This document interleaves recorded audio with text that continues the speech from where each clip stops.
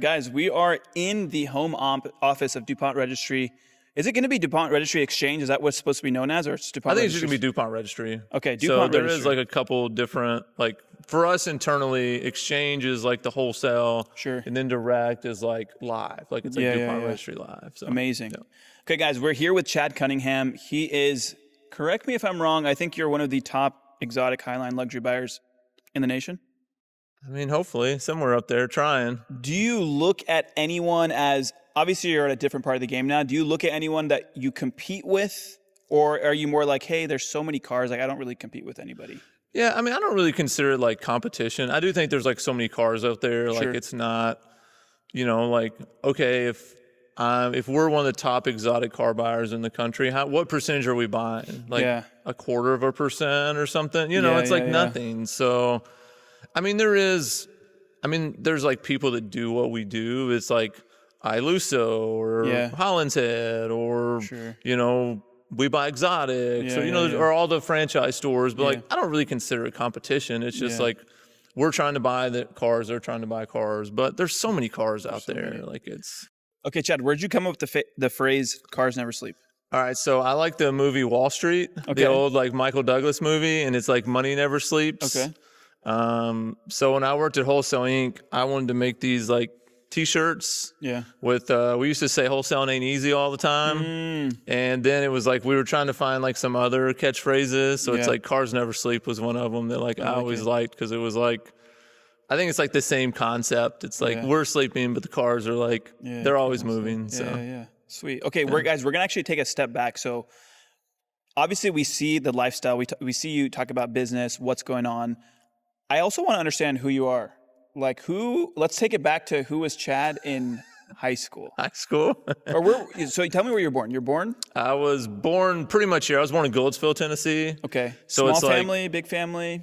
Yeah, so I have two brothers. I have a brother and a sister. I'm the oldest. Okay. So it's me. My brother's 2 years younger than my sister's 18 months younger than that. Okay.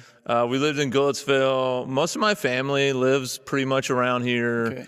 Are you saying Goatsville, like G-O-A-T? Goodlettsville. Goodlettsville. Sorry, there's a lot.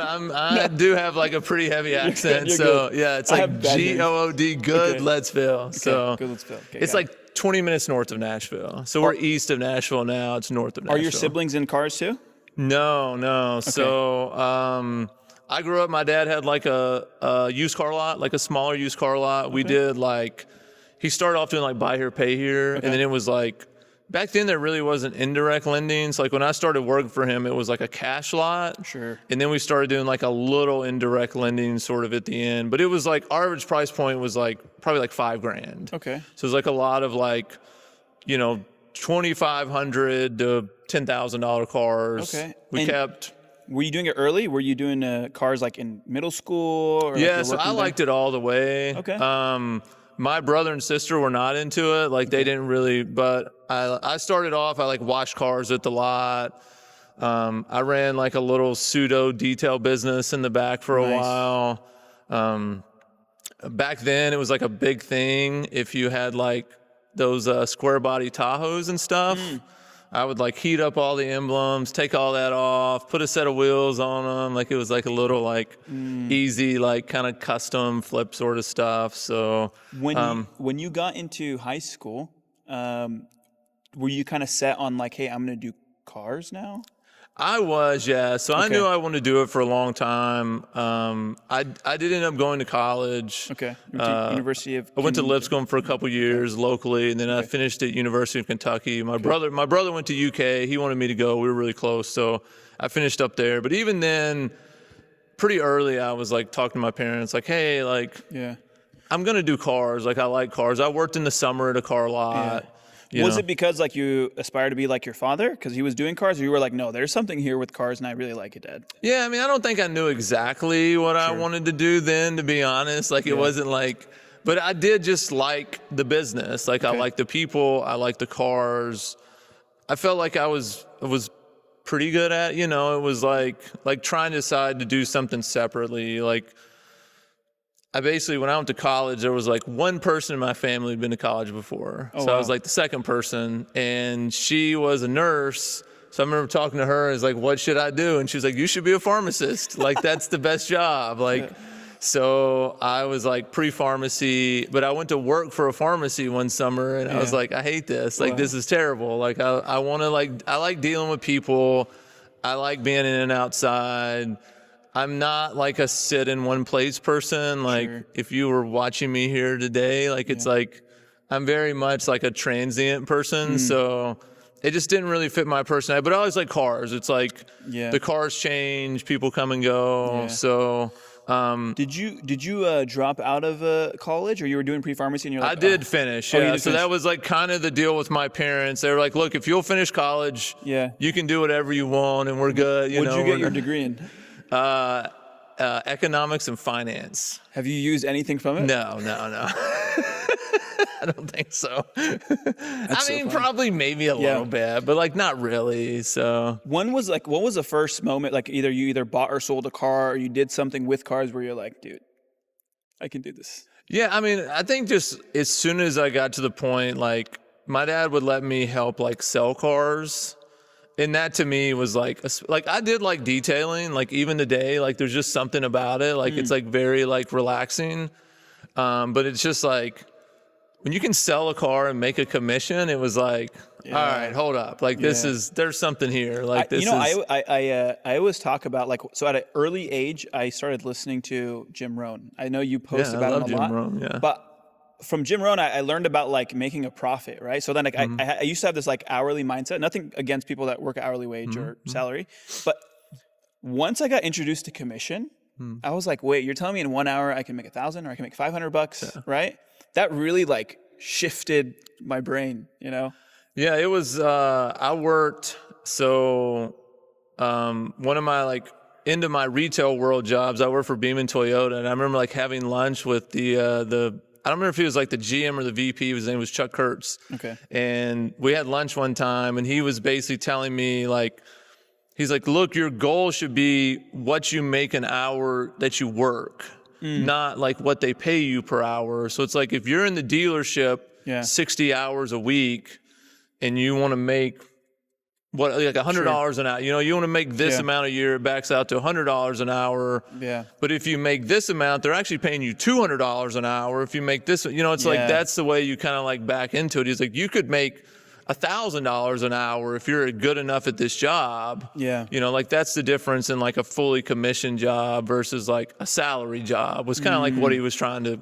Very cool. And it did make sense to me. It's like, okay, yeah, if like one day I can make whatever it is, like $200,000 a year, but I'm only working 20 hours a week, like that's X amount of hours. Could you remember a time where like you either had like your first big paycheck, or maybe it could have been $100, but you were like, dude, I sold this, and like that's what I was like, dude, that's a moment. Yeah, I mean, I can remember like with when I worked for my dad and I started making like pretty good commission one time for that time. Yeah. What was commission like back then? What year was this? Golly, I would have been like, this was probably when I was like 14 or 15, so it was like 2000-ish, I guess. Like it was a long time ago now, and there was like a summer we traded for, I still have the car, it's like the one car I ever kept, but we traded for a 67 Camaro SS. It was like blue with white stripes. I loved the car. I think we put like $2,500 in it or something. And I was like, I want that car. You don't have to pay me all summer. I just want to like put my commissions towards that car. But for me to like make that in the summer would have been like a lot at the time. Sure. So he was just basically like, I don't know if you'll get that, you know, but like we'll try to figure it out or whatever. So I just remember like working my tail off, like, because I want to get that car. And I did get there, and I got the car. I still have it. It's the only car I kept. Wow. But I remember that. I can remember when I worked at Beeman and Cash for Clunkers hit. Okay. And we had like a month. I want to say we made like 40 grand. Wow. And I was like, whoa, I'm moving to Dubai. Whoa. Like it was just like, all right, you know, like, and it was like kind of a fluky because it was like a government program, you know, it was like all of a sudden we sold every Toyota we had on the lot, but it was like, there is like those couple moments where it's like, you have like a big deal or like a big month, and you're like, oh, what if I could do this every month? You know, it's like, like I can remember when I was like buying cars, then there was like a year, I had like a really big year. Yeah. And it was like, oh, if I could do this every year, you know, or I could do a little more or whatever. Sure. How'd you get into wholesale? You're known as Wholesale Chad. What was the shift from either, obviously you're buying and selling cars. Where did it become like, yo, dude? I was very much retail Chad for a long time. Okay. So I was like, I grew up in retail. Yeah. When I left for college, my dad sold his dealership. Okay. So then I started. Unbeknownst to you, did you know, or you were like, Dad, how'd you do I knew when he told me. I didn't know he was thinking about selling it. I joke with everybody. I think he did it so I wouldn't work there. Like it was like a go do something else sort of thing, which is maybe not. I don't know, but. In the summer, I started selling cars at Bob Frensley Chrysler Jeep Dodge. Okay. I worked for Mr. Frensley. You know, he was great. And then when school ended, I went to work there full time and did like everything. Like the good thing about working for him, I tell everybody, is like he let me do every job. Like any job that was open, it was like, oh, we need a floor manager. I'm like, I'll do that. Hey, we need a used car manager. Hey, we need a sales manager. Hey, we need a finance manager. Like I got to hold like every position possible, which was like really valuable. And then eventually it was like GSM and then GM, you know, at the end right there. And then I got offered the GM job at Beaman Toyota, which was like the biggest store in town. Like for me, that was like, whoa, like Beaman Toyota, they're selling like 400 new Toyotas a month. So I went to work for Beaman, and it was a lot of fun. We would sell a ton of cars, great store, learned a ton. But kind of the hitch got to be, we started talking about having a baby. It took a little longer than we thought, but at the time, like we're like, okay, we want to have a baby. My wife worked in the school system. Yeah. So like she was off in the summers, and in the summers I was working like a maniac. So she was just like, so how's this going to work? We have this kid, like you leave every morning at 6 a.m. and you get back at midnight half the time. You work 6 hours, 6 days a week. And like, I was like, well, okay, like how, like what job in the car business can you take that doesn't work all the time? Like I thought that was just how it, or in an office all the time, you know, but, so I had like a thing there. There was like, I didn't really work on Sundays. Me and my boss got in this thing about working on Sundays. So it was kind of one of those like, you're fired, good, I quit situations, you know. And then they called me back and want me to come back. And I was like, I need to take a few days to think about this. They're like, okay. So I went to the auction with my dad. I don't remember exactly, like I may be like mistelling some of these stories, but we ran into a friend of ours named Janet. She was asking what I was doing, and she was like, you need to talk to Steve Brewster. He runs Wholesale Inc. Okay. I think he has a position. He kind of wants somebody young like this, and it may be a good fit. So. And did you know anything about the wholesale world at that point? I thought I did, but not really. Like I'd been to the auctions a few times and bought cars. I knew who Steve was. He used to come into my dad's store and like he ran an auction and was a wholesaler and like, hey, come buy cars from us, whatever. But I mean, I really didn't know. I thought I did. So I talked to Steve, and he's like, I got this job. I don't really know exactly what it is, but like, you should come talk to us, whatever. Yeah. So I showed up in my interview, full suit, and these guys, they're all dressed like y'all are. You know, they're in like hoodies and T-shirts and like jackets, and like they're just very chill. Like right away, I'm just like, and I knew Steve was like really successful, and I'm like, this is a job? Like, what did, like, how does this work? So he actually hired me. That was right when simulcast was taking off. Not even, well, it hadn't taken off yet. What year was this? Roughly? 08, maybe, something like that. 09, maybe. I don't know. I think sometime around then. And he was like, wait, hold on. Now I'm gonna have to check on this. Maybe it's more like 2010. I don't somewhere around there. Figure it out, guys. 2010. Yeah. But he was basically like, hey, like, I want someone to like basically rep to the dealers to try to get them to buy on simulcast. Okay. So like basically your job is like you call these dealers and you get them to buy on simulcast. Yeah. It was like a dealer sales rep or something. Sure. I don't know if I made up that name or he did, but started doing that. Then we did that for a little while. It kind of grew. Eventually I like hired a team to work under me. Yeah. Then we started buying cars from the dealers. Yeah. Then I kind of flipped to more buying and then kind of managing the sales team. And then eventually he made me like, I don't remember what we called it. It was like, I was like GM of wholesale and then like VP of wholesale. And then we started the transport company. They had retail too. So then eventually I was like, I think VP of wholesale and transport. And then at the end I was like, whatever the company. Why do you feel like you kept moving up? Were you doing something different that other people were doing that weren't doing?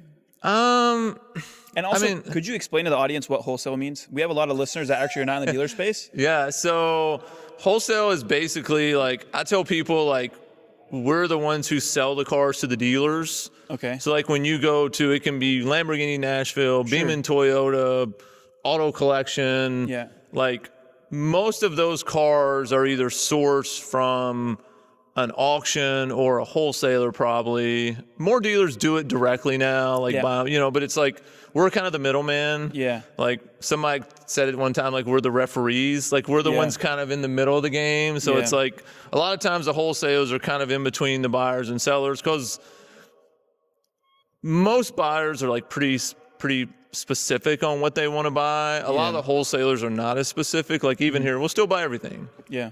We'll buy exotics, we'll buy Toyotas, we'll buy Chevys. We don't care. Sure. So if you have to sell a car, we'll buy them. So the wholesalers are kind of the middleman. They're basically helping source cars and sell them to like the end user retail lots. So let's just, as an example, like we have a Lamborghini retail store. They want to sell a used Lamborghini. What they would do is they would source that car from you, and you source it from either a private party individual or from an auction. Right. So like when I came to Wholesale Inc., they sourced almost all their cars from auctions. Okay. I was one of the first ones who were like, why don't we buy some of these cars from the dealers? Yeah. And at that time it was like, oh, the dealers are hard to deal with and they want too much for the cars and they won't sell you anything. Like at least if you go to the auction, you know the cars are for sale. Like they brought the cars to sell them. Yeah. But I always wanted to buy cars from dealers because then the auction kind of platform for the auction like business plan was sort of like you flew to all these auctions. Yeah. And I couldn't really travel that much when I was buying. So it's like, well, if I can do this with dealers, like I can do it on the phone, do it by email, like maybe that'll work. So, but yeah, you source them from either, like most wholesalers either source them from auction, dealers, or consumers, or some combination. I got to tell you a funny story. Okay. So I told you I used to work at Car Tracker, right? At one point in my career, they wanted to get into wholesale, meaning we're buying the trade-ins from the dealers. So my position, so what I used to do private party buying. I used to literally just buy cars off Craigslist, AutoShare, you name it. We used to do a lot of dealer-to-dealer purchases online, but they're like, hey, Hassan, let's try this. Like, why don't you go to the dealerships and, make these, I couldn't tell you how many, like there was people that wouldn't shake my hand. I got kicked out. I didn't know if I was doing something wrong. Nah. But like, I hated that. Yeah, it's Is tough. this what you guys do? Or like, obviously you guys can buy cars from the dealers directly. What is that like these days? Yeah, so there's kind of like two approaches and like same thing. It's like you can be someone who buys from a dealer mainly over the phone or email or text or whatever, which I would say is like more what I do. Okay. And then it's like you are visiting dealers occasionally. But there is still a path of a lot of people that buy from dealers. They pretty much go all the time. Yeah. Like this is like their little rotation. And it's like, I'm going to this store, I'm going to this store, I'm going to this store. So there is definitely two ways to do it.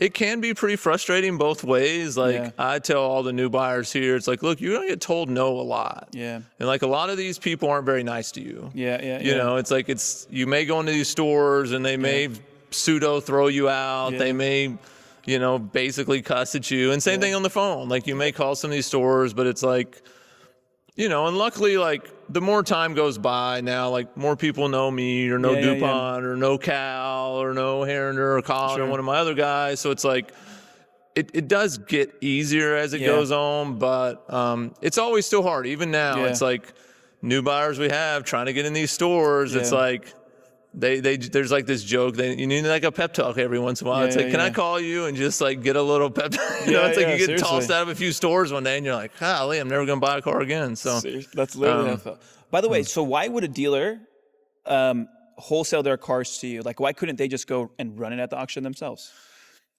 It just, to me, it's basically like they're in the business to retail cars. And like I tell people all the time and like, I truly believe it. For the most part, like retail stores aren't good wholesalers, and like wholesalers aren't good retailers. You know, it's like there's rarely a situation. There are some people who do both well, but for the most part, if it's like a Ferrari store, Lambo store, like they're very good at retailing the cars. Like, but they mainly want to retail like a certain kind of car. Like they may want all used Lamborghinis, or they may only want very low mile cars or clean Carfax cars or whatever it is, where when, you know, same thing, like, okay, what if it's a Lamborghini store and a Ferrari rolls in and they don't want the Ferrari, or they don't want the McLaren, or they don't want the bad Carfax Porsche, or they don't want the $80,000 mile Porsche. What do they do then? Well, you can pick up a phone, call a wholesaler, they'll give you a bid. They still get to make their car deal. Sometimes they still make money on the trade selling it to us. And you'll basically like fund the deal. Kind of a win-win. Like we'll fund it quickly, whatever. So I think it's just the way like I look at our job, and I tell people all the time, it's like the dealers are our partners, and we're just making them help deals, helping them make deals. And that is the way I look at it. And it's like, I tell people all the time, it like jokingly you get to scratch your retail itch a little bit if you're a wholesaler too, because you are like part of these deals. It's like you're talking to the manager, and like same thing, like it's not a ton now, but like there is still dealers that are like, call me on three-way with the customer sitting right there. So it's like, we're negotiating the trade, we're negotiating the car deal, like right on the spot. And it's like, well, you know? Tell me this. We're going to switch topics just a little bit, because I know you mentioned it earlier, but you mentioned that it took you a little bit, I know you're vocal about this online, but it took you a little bit longer to have a child initially, and you also changed your schedule because your wife asked you, like, you're going to be out all the time. How has your family life affected the way that you work as well? Like, have you built your work life in a way to manage your family life as well? Because I know you have 6 children. 3 children. Okay, I'm sorry. But I've seen 6. It's okay, yeah. Okay. So this happens all the time. So I have 3. Okay. My sister has 3. We're very close. We live very close. Our kids are together all the time. There's like this running joke that like everybody thinks her kids are my kids because they're in our pictures so much. They all look the same. They're around all the time. Yeah, especially she has an adopted daughter from China, Rosie, that is like with us a lot. And she is like, I mean, we're not playing favorites, but like she is one of my favorites. So she's in my pictures all the time and like videos. So it's like a ton of people think that's like my kid. It's like, no, I just have my sister's kids all the time. So yeah, I have 3. You have 3. I have just 3. Yeah. And on your profile, it says autism dad and it says SCI husband. Could you tell us a little bit about both? Yeah. So my oldest son, Baron, has autism. He's high functioning now. Like he does really well. He was diagnosed so what happened was he was like totally nonverbal until he was like 3 years old. Oh, wow. And did you guys know something was going on in that? Was this your first child, right? First child, yeah. So you don't at first, like like they kind of started getting a little concerned around like 2, because he was like verbally so behind. And then he was still pretty much nonverbal at 3. He could like kind of parrot words a little bit, but he really didn't talk at all. So that was when we like went and met with like Vandy and neurologist stuff, and they're like, yeah, he has autism. Very like they get like STEMI with like their hands and kind of like their body. He was starting to do a lot more of that. So at the time, like the diagnosis was like harder. They're like, yeah, like he may be like very verbally delayed, like his whole life. You know, it's like he may not be able to go to normal school. Like you don't really know, but like he is like fairly advanced behind right now. So, you know, it was like a lot of things, I guess. Like luckily, like my wife was a school psychologist. Oh, amazing. So like she kind of had some background in it. So like she worked with him a lot. Like our family was really good. We took him to OT all the time and speech therapy and PT and like, you know, kind of tried to like actively, and then just over time, like he did get a lot better. Like he's awesome. Like we love Baron. Like I would not change anything about him. Like he is amazing. But you can still tell, like he still has a little bit of the like STEMI stuff. And how has it shaped you as a father? I mean, it definitely makes, you know, like all of our kids are very different, and like he's definitely different from the other 2. Probably like maybe made you learn like patience a lot earlier. Like it was like, I would say he was probably the like hardest overall, just because it was like the verbal stuff was different, and like, so it's like you kind of have to be very patient with a lot of things. You can't be in a rush with like a son with autism. Like it's like sometimes it's just gonna take longer. Sometimes it's gonna, you know, they want to be very scheduled.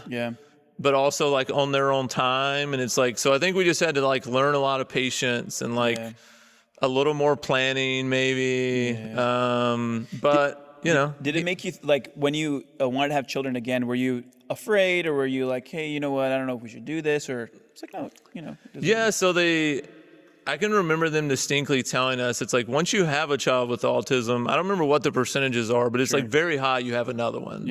I think it's like over half. And if you have a boy, it's like really high, because I think it's more prevalent in boys, if I remember right. I'm rusty on my, you know, but I think it was like, hey, like if you do have another child, there's a good chance they'll have autism, especially if you have a boy, there's like a really good chance. And even from where he was then, there's like, hey, like you could have one that's like a lot lower functioning. You know, there's like a very wide range. So I would say it was like on our mind, but it wasn't ever like that. Like it wasn't ever we were like, oh, we shouldn't have kids because of this. Like we always, I think we would say, I don't know, a lot's changed since we were pre-kids, but I would say like 2 to 4 kids was kind of what was in our mind. She was in a family of 2. I was in a family of 3. I feel like those were kind of the numbers. Like we kind of wanted to at least have 2, maybe 4. It took us like years to get pregnant with Barron. So then it was like a whole nother thing of like, oh man, like can we even have another kid? But yeah, like it didn't deter us. I mean, if we would have had 3 kids with autism, like that would have been fine. You know, it would have been very exciting. So tell me a little bit about your wife. I know you speak about her a lot, often actually, often. This is your high school sweetheart? So what's her name? I totally forgot. What's your wife's name? Lindy. Lindy. Okay. Lindy. Lindy, Lindy. You said Lindy, like lending a car, you know? It's Lindy. Lindy. It's not short for anything. Okay, Lindy. There's like this running joke that I tell everybody it's short for Lyndon B. Johnson. And then her mom named her after her favorite president, and she like really hates it. But no, it's just, her mom had like a friend named Lindy. I've never met another Lindy, so it is like a cool name. How did you know she was the one? So It's getting deep, guys. We went to the same high school together. She was a year above me. So we never really dated in high school. We were friends. We were both basketball players. She was the manager for the baseball team. I was a baseball player. By the way, can you still ball? I mean, not really. I play with my daughter's gotten big into basketball, so like I have played more lately with her. But I definitely don't play anything like I used to. No, not anymore for sure. Guys, a year from now, we're gonna do it. We're gonna do it. Yeah. That'd be a real goal. Okay, so you guys played sports. We played sports. Yeah, we were good friends. We were very good friends. She was best friends with my neighbor. So like I was neighbor with a girl on the basketball team that was a year above me too. Her and Lindy were best friends. So Lindy was there all the time. We were at school all the time. We definitely like ran around the same group. We were friends. We did not really date in high school. I tell people all the time there was probably like 2 main reasons. One, her dad was the dean of students and the football coach, and he is like a big teddy bear. But I was like, everyone was scared to death of this guy in high school, so she was like the least dateable person in our high school. It was like, oh, that's Coach Settle's daughter. And also, you didn't really date. Boys didn't date older girls. Unless they're ballers. The older boys would date younger girls, but it was like a weird thing where it didn't really happen much. We did go to prom together her senior year. That was like sort of our first real date, I guess. And then we dated some that summer. She went off to college. I was still here, so we basically were just like, hey, we'll like stay in touch, sort of so like we would see each other when we came back in town. And then I ended up going to school at UK with my brother. She was at school at Georgetown College, which was like 45 minutes away. So then we were like really dating at that point because we were like kind of closer together and, so we got married like right after college. I mean, we were like. Was it pretty easy for you? Like, hey, will you marry me? She's like, yeah, let's do it. I mean, I was very nervous. Like that was like the most nervous I've ever been. Yeah. I said something really stupid. I can't remember. Like, I love you she as much bugs as me cars. about it. Yeah. I don't even remember exactly what it was, but I was like so nervous. I said something really dumb, but luckily she said yes, and it was all pretty smooth. That's awesome. That's awesome. How many years have you guys been married now? See, now you're going to get me in trouble. I think it's, Wait, delete that. I think this year is 19. 19. And next year's 20, yeah. So we got married pretty young, so it's been a while now. So some of your posts, you talk about her accident. And I was reading one where you had said it's something you still wrestle with every day. Like you have thought, like, could you talk a little bit about what happened, how that's either changed your marriage or even your business life? Yeah, so we were married. Our big trip we used to take was we would snow ski every winter. We went with a group of friends. We'd go snow skiing. And like our favorite place to go was like Jackson Hole. It was just like, we just liked the town and the skiing and whatever. So at that time, you know, especially like at that moment, I told about like, I really was like we were like at the pinnacle of our life at that time. Like we had been trying to get pregnant for like 4 years. Yeah. We got pregnant. We had Barron. We were in like this real like heavy like workout program together to get ready to go skiing. I had a job I really loved. Like I was working Wholesale Inc., working for Steve, like love my job, love the people I'm working with. We're going to Jackson Hole. It's like our favorite place. And like, it really was like, we've made it. Like this is like the trip we always wanted to take, like to our place with our son. Like, you know, we're talking about like buying a place to rent, you know, it's like literally like it's, you know, it's like, hey, we've made it. We're here, like whatever. And then we were skiing. It was like super fluky. I always tell people, it's like, I think when I tell people like, oh, Lindy had an accident skiing, it's like you think she was like going off a jump or we were like at the top of the mountain or something. You know, she's a pretty good skier. We're pretty good skiers. We were actually, so she had bought me a pair of ski boots for Christmas. But they needed to be like, they had to like heat mold them. Okay. So we're like, hey, we're going to go early and get Chad's ski boots molded. And then when y'all get ready, y'all just come to the mountain and we'll meet at the base of the mountain. Just like call us when you get close or whatever. Maybe we had walkie-talkies. I can't remember what we did on the mountain back then. Yeah. But we got done and they still weren't ready. So we're like, hey, we'll just make a couple runs. So we'll just like ride up the gondola, ride down. And it was just like, they have like these like kind of easy blues. And then like at the bottom of the mountain, there's always like these kind of like run out runs where it's just like where all the runs come together and you really ride to the lifts. And we were on the very bottom of the lifts. Like you could see the lifts. Like the lifts would be like where those cars are parked out there. We're like on the last little hill before you like run out to the lifts. And there's these little like side trails where there's like, hey, like the skiing condos are this way and a trail sign. And she was skiing. Somebody you were behind her, ahead her, where were you? I was right behind her. Okay. So I would ski. I was like a better skier than her. Okay. So I would kind of alternate in front and behind her. Okay. So it's like I would just kind of ski ahead, then let her ski past. And so I'd stopped. She skied past. And she was like turning. And this does happen, like, some of these guys ski really fast down these slopes. So this guy was skiing really fast and kind of like skied right next to her. And I don't really know, like I wasn't sitting there. I don't know if he just like barely bumped her, just kind of spooked her. But like she just kind of like lost her balance and she fell. It really didn't look like much. Sure, like, okay. You know, it's at the very bottom of the mountain, like it happens. But when she fell, she just fell like right off the ledge and she hit the sign right below her helmet. Wow. So she was wearing a helmet. But, you know, they said, like, I guess, like, the way she fell, like, her head kind of went forward, so it hit that bone that you feel, like, below your helmet. Yeah. And it was just, like, pretty bad right away. Like, when I got there, she was like, you know, I don't feel right. I can't move. Like, I can't move my body. Like, it's, like, very, like, she always said it was like a tuning fork. Like, it's just, like, it's, like, reverberating. What was going through your head? I mean, it's just, like, I don't know if I totally remember, I guess. Sure.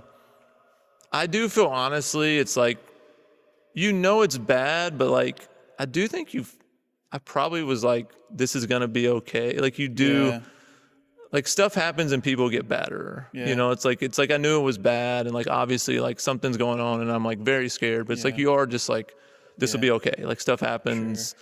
You know, I was very freaked out. Yeah. We actually it was like recorded. Like I wore a camera when I was like recording it. So like I let somebody watch it one time and they're like, don't ever watch that. So I guess I was like pretty frantic. But we like, they took her to the base of the mountain, like I call it ski patrol. They come pick her up, take her to the base of the mountain. They're like, we got a life flight you to Idaho Falls. She needs surgery. So they life flight us over there. She has like emergency surgery right away. And like, it's pretty grim at that point. Like they're like, it's like they give you like hey, it's like a 50-50 thing. Like this is a major surgery. Like 50-50. She may make it, she may not. And, you know, the surgery was good. They have a good surgeon there, Dr. Grindelwald, I think. Were you like, no, why are we going here? Is this the best place? Were you doing anything? No, it's just like whatever they want to do. Yeah. So it was mainly, I mean, really the only thing I was doing was like, you know, we had to call like, I think I called my mom probably and was like, Lindy had an accident. They're taking us to the base of the mountain. I think they were there, and then it was like, they got to life flight us. Like, pretty quickly, they're like, we got to life flight you out. It's like, we got to go on the plane, helicopter. First, they weren't going to let me go. Yeah. And then kind of last minute, they said I could go. So I was like, I'm going to go with Lindy. She's like, okay, we'll get all the stuff. We'll come to the hospital. It's like Idaho Falls. I think it was like an hour away or something.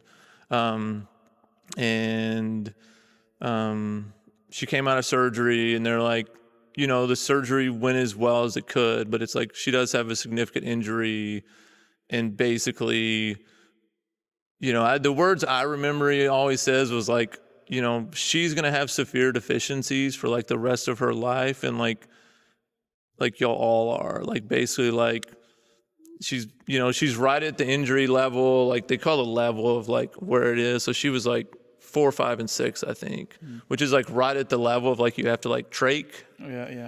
So they're like, we don't know how her breathing will be. She may have to have a trach. Like she's definitely gonna have to have a ton of care. Like we don't think she will walk. Like just kind of be prepared. Like you know, like your life's gonna be very different. Someone may have to live with, you know, just sort of like whatever. You know, like it's tough combo. You know, it's like I always like tell people, you know, we talk to a lot of people that have these injuries now, and it's like, you know, they are just doing their job. I get it. And I don't think they're trying to be like demeaning or negative. It's just like, this is the realistic place like you kind of are. So it's like, you know, and she was there. I think we were there like a week. And then they took her on a medical plane to Shepherd Center in Atlanta. They specialize in like spinal cord and brain injury. And we were there for, I want to say like 8 months. Oh, wow.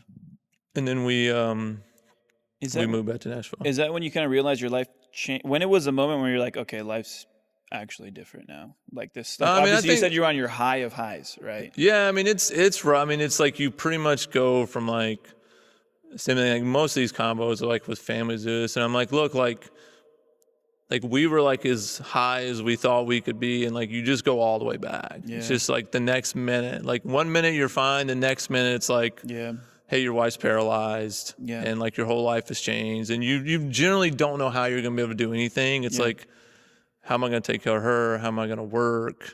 How are we going to get in our house?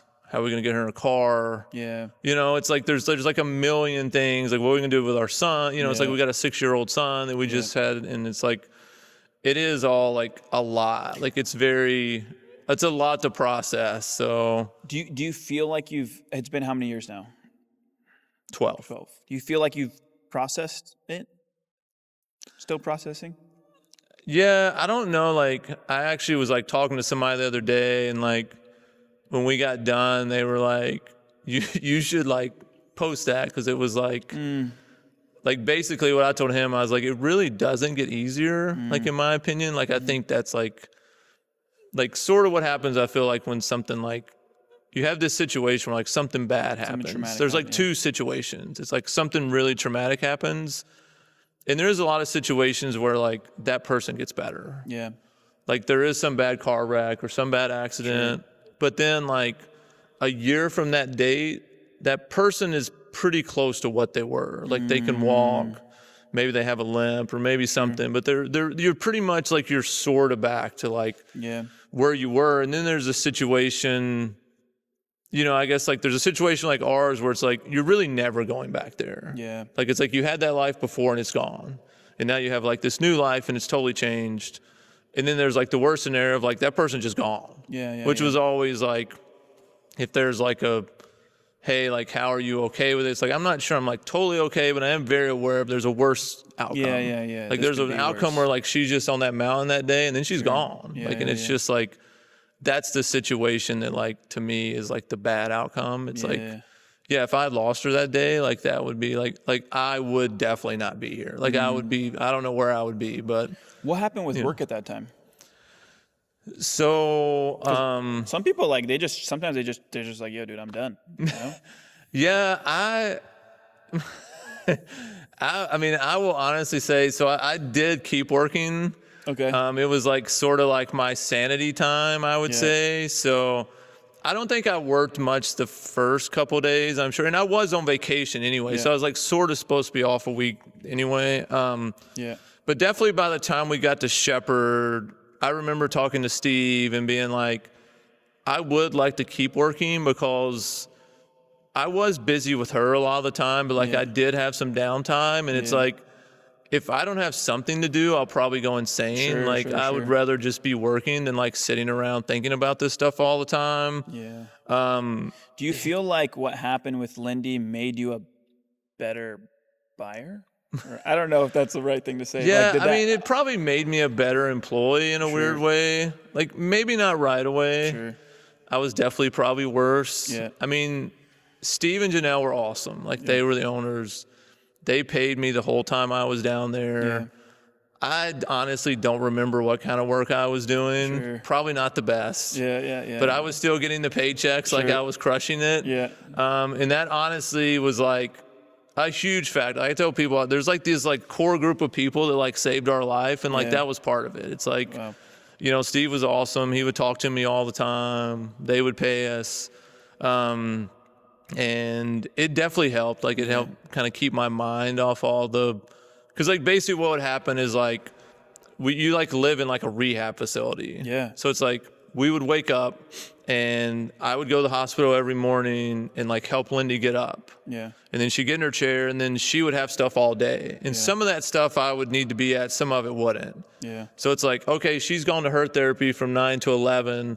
I'm going to go work from 9 to 11. Then I do need to be with her 11 to 12. I don't need to be with her 12 to 3. So then I go back to work, finish up with her the day, put her in bed. I would go back and see Barron at night.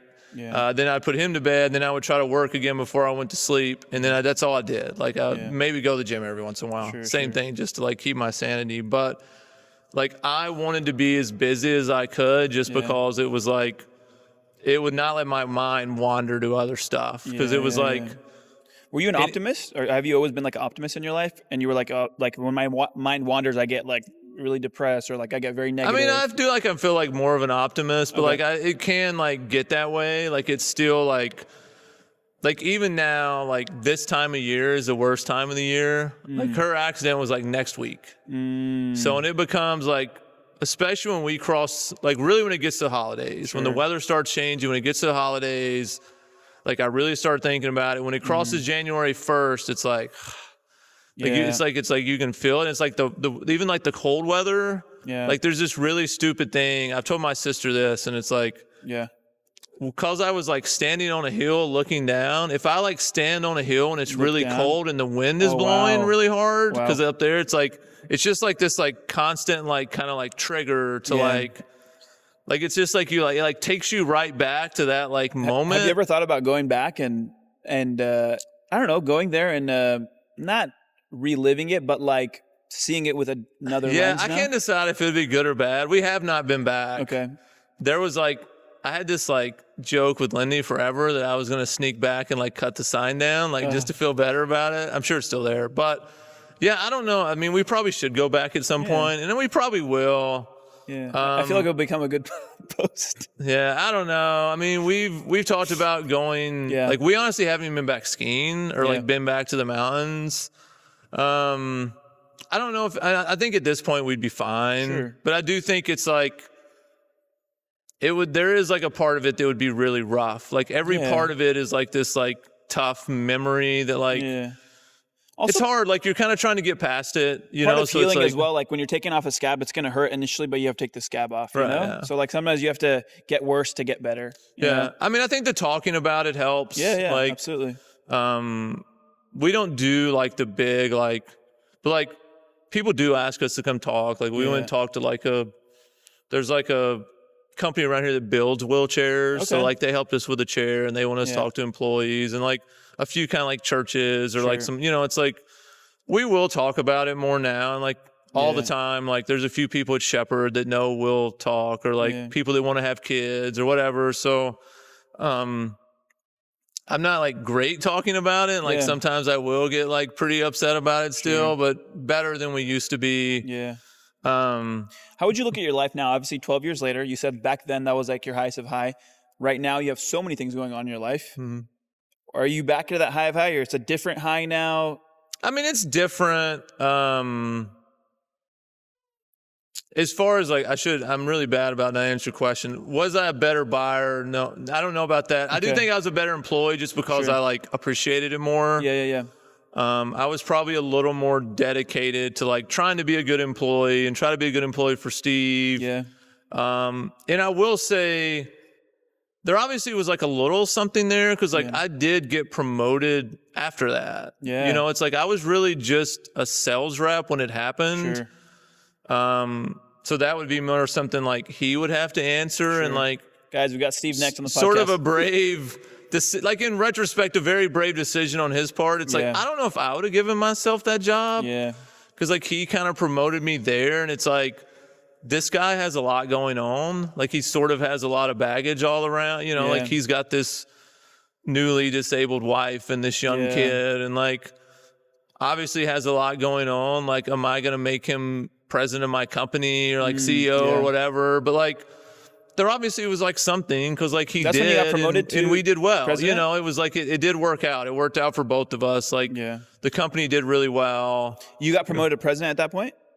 Afterwards, like I kind of, that was like, it was after the accident. I kind of I don't remember exactly what they called him. It was like I was VP of Wholesale, then I was VP of this, and I was but it was like basically at the end, I was like functioning as like, I think I was like president or whatever. Like I was over, you know, I was basically right under Steve, like over the company. So, it did seem to, and maybe it was just like, you know, I cared a little more. I was a little more appreciative. And also like, there is definitely a part of like, I don't want this to beat us. Like, I don't want it to be like, we lost to this accident or like this disability or whatever. It's like, and like you said, like when that accident happened, like that happened, like I remember one thing I told our friend, like Adam is like my goal is to get back to there. Like it may not be exactly the same, but like I do know where I was in life. Yeah. Like if I was at a 9 and now I'm at a -9, you know, like now we're down in the earth. Sure. You know, it's like, I want to get back to there. Yeah. Like, and like she deserves that and my kids deserve that. And like, I don't want to be like buried by this accident that we're just like, this is kind of who we are. And I guess to wrap the ribbon on it, how's Lindy? Now looking, it's 12 years later, how's she? I mean, she's good. She's awesome. Like she's amazing. She's still Lindy. I tell people all the time, she's exactly the same, like same personality. Does she joke around about it ever? Or she's like, nah. I mean, she would a little bit. Okay. Yeah. Like, she's very good natured about it. She talks to a lot of people about it. She's awesome. Like she's the better one of us two. Yeah. If roles were reversed, it's probably very different. Sure. You know, she's worked every day from then. She never complains. She gets up and do her thing. She's in constant pain, constant problems. Like serious spinal cord injuries are tough. Like it's like, I tell people all the time, it's like the best way I can describe it. It's like, it's not a marathon or a sprint. It's like a marathon of sprints. It's like every day is like really hard. But she's awesome. Like she's really great. She's great with our kids. She's my #1 supporter. It's amazing. I could tell her tomorrow, I took a job in Antarctica for Antarctica Wholesale, and she'd be like, let's rock. Let's go. That's amazing. She's amazing. Like, everybody needs a wife like her who's amazing. Like just awesome. That's amazing. She's my biggest encourager. Like, she's really good about, I am very optimistic, and I am very like, I can do this. Yeah. But like, I still, like everybody else, get in these situations where I'm just like, I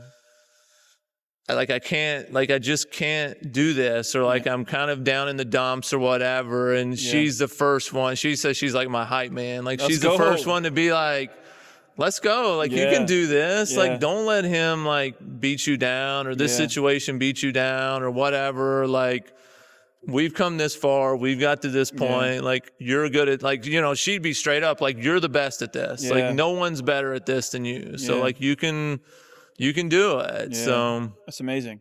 Everybody needs a good wife, or a good woman, good whatever. So okay, guys, we're gonna switch into all cars now. We talked about a bunch of family stuff. Mike, I have an interesting question for you. Is why do you talk about? You're very open about talking about your personal life on social media as well. You look at someone like George as an example. George talks about zero about his personal life. Why is it? Is there a strategy behind that where you like to, you know, just share? What is it? I mean, not really. Like, a lot of it just probably started was like, so like when Lindy had her accident, there's like a gazillion people texting me all the time and calling me. So it's like, that's kind of how I started posting about that on Facebook, was just like, just go read it. I'll just post an update, then you know what's going on.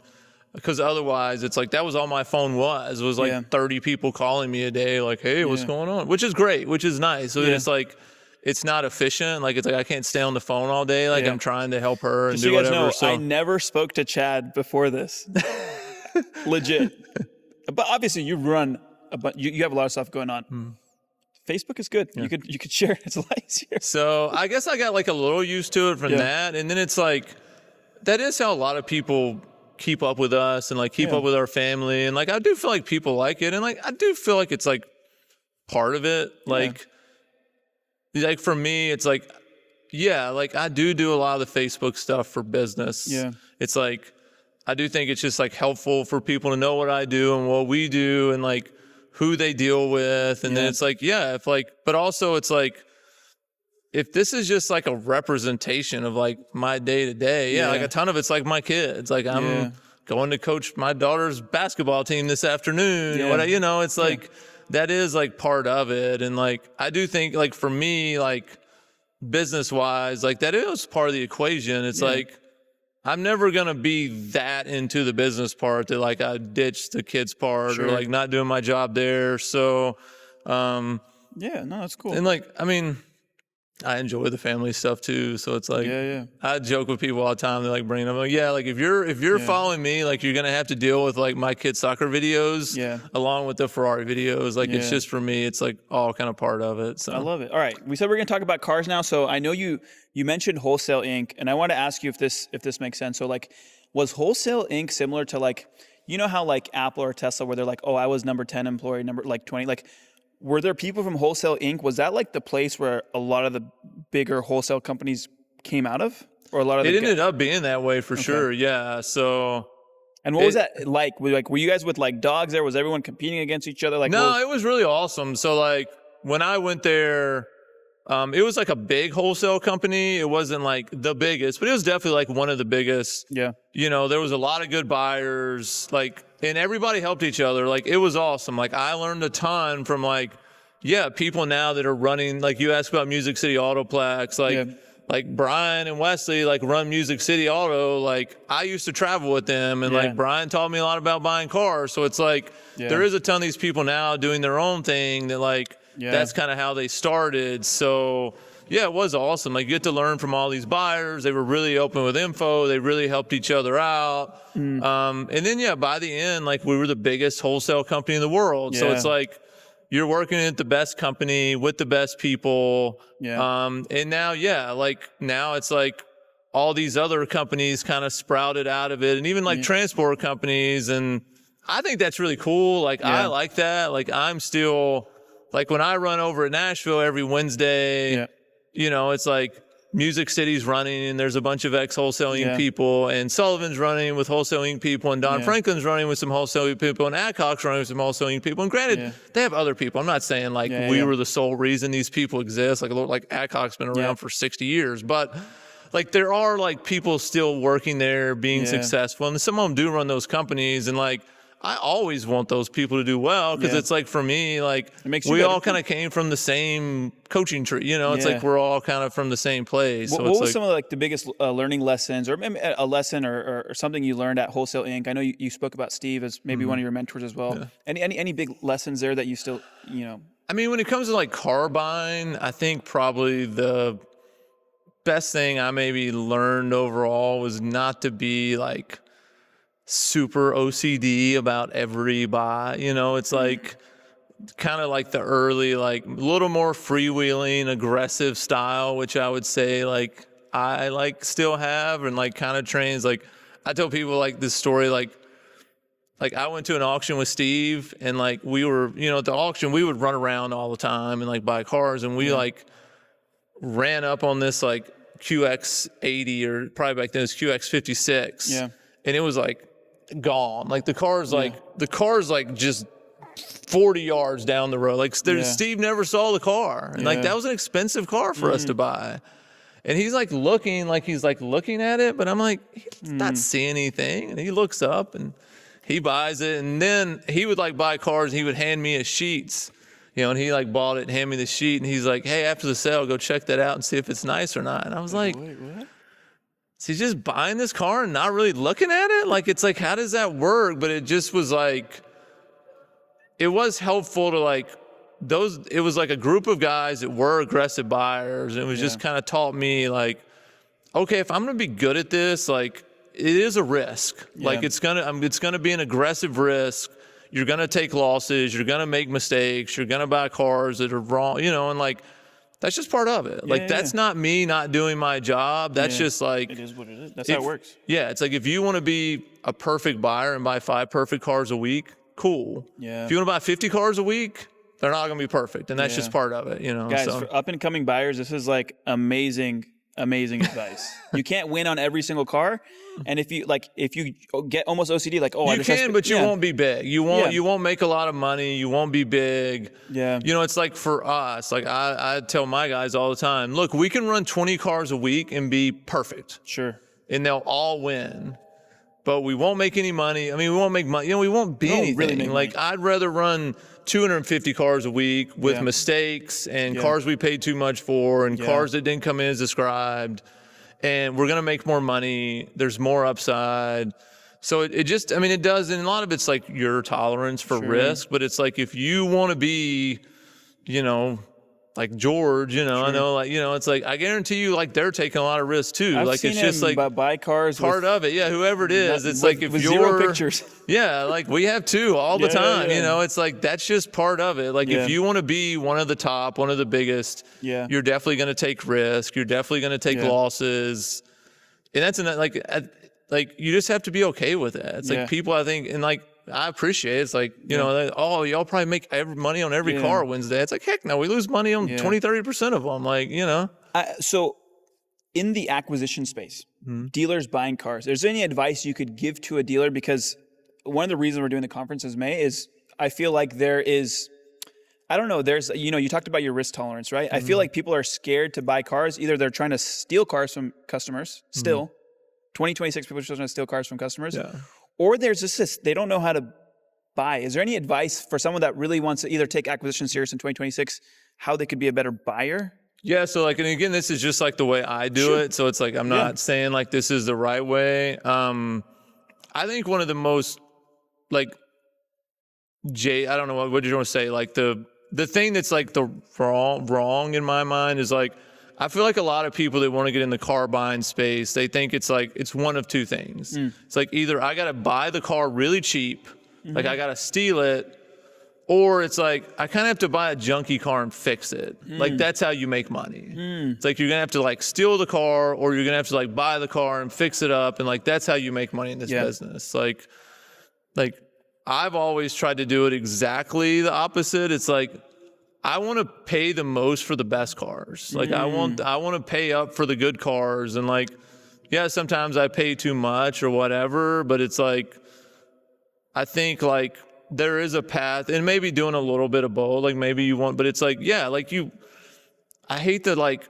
we got to lowball everybody philosophy. It's like, no, I don't want to lowball anybody. Like if I want to be known as someone who pays a lot, like that's kind of more what I'm trying to go for. And if that means same things, like if that means I like take some losses because of that, I'd much rather, you know, you run into your buddy and be like, oh, I watched Chad buy my car and lose $3,000 and hey, he offered me $30,000 back of the money or so, you know, like, it's just, I think it's, I just want, you know, and I get it. Like there's different ways. Like there is plenty of businesses that like, they're very aggressive on like kind of making a bunch of offers and making lower offers. And you can do it that way. I'm not saying you can, I'm just saying like, there is different paths to do it. Like, yeah, you can do the rebuilder type thing if you want, and you can do the, I'm going to fire 100 people for 10,000 back of the money and hope 2 of them take it, and they probably will. But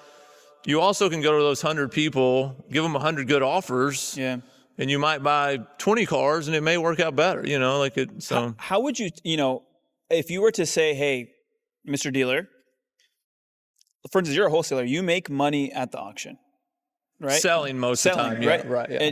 Now dealers, they are thinking retail. So some of them, when it comes to like a wholesale unit, they don't even understand that you could make money at the auction. If you bought the right car, you could. So my question is, what is the mindset a dealer should have when they're either valuing a trade? What is something they should think about? Hey, like this is only gonna be a retail unit. You know, if I was to wholesale, like there's something there. How would you talk through someone that? I do think it's something they should think about. I do always have a little, like the face I made when you start thinking about this is like I do make a little bit of face when I feel like I'll see some people that are basically like trying to turn retailers into wholesalers. And I don't think it normally works. And even a lot of times I don't think they should do it. Like there is scenarios, but it's like, should a Lamborghini store be buying cars to send to an auction to try to make money? Probably not. Like it's pretty tough. Sure. And also like, it's just a totally different skill set. It's like, I don't belong in a store trying to run a desk and close customers anymore. I don't. Like I have no idea how to do that. I don't belong doing it. And if you try to just shove the general manager in here and make him a wholesaler, I'm not sure they belong to it. You know, to me, it's like, it literally is almost like basketball and baseball. It's like LeBron's a great basketball player, but he may be a pretty bad baseball player, you know, and vice versa. So it's like a little different.